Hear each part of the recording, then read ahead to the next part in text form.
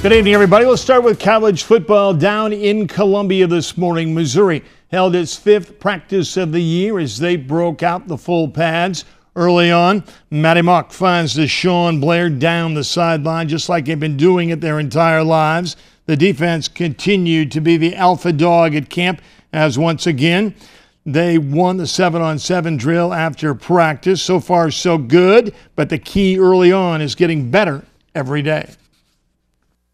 We're doing a lot of good things, but I'm not real concerned about that.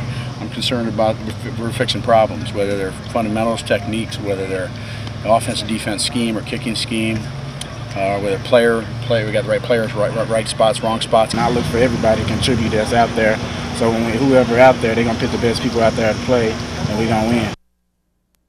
Over at Ottumwa, new football coach Rich Mason put the Bulldogs through their paces in their first practice of the year as they hit the field in helmets. The Bulldogs return their top two running backs. Yeah, we expect them to pick up where they left off. Obviously, a strong backfield is one thing that I think will help our quarterbacks come along that haven't really done it very long. Having a strong backfield has only helped them. Over at Scotland County, Michael Gregg takes over as the new head coach. He has an interesting philosophy. If the other team can't score, I'm bringing up a defensive attitude that we're trying to instill with the kids. So we're wanting to be hard-nosed, get all 11 halves to the football, and that's what we're trying to get done here. It may not be a walk across Niagara Falls like the Willendas, but the Knox County coaching staff is looking for balance. We have a strong line and some good running backs, and we're going to try to run the ball if we can. But we're going to take what the defense gives us. If we have to throw the ball, we'll throw it. But we just want to be as balanced as possible.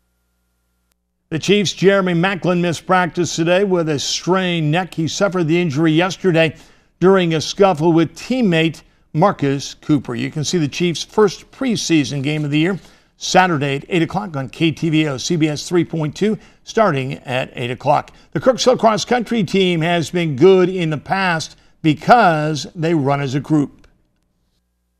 They do a lot of training together, and in your early meets, a lot of these kids will stay together too. They'll stay fairly close because they've been working the same pace. At some point you got to put everyone's pace at that top level to try to score those, least amount of points.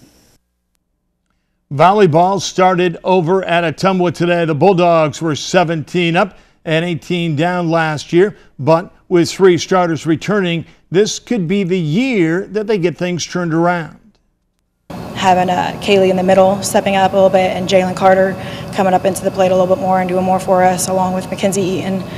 Those are all girls that were part of the team last year.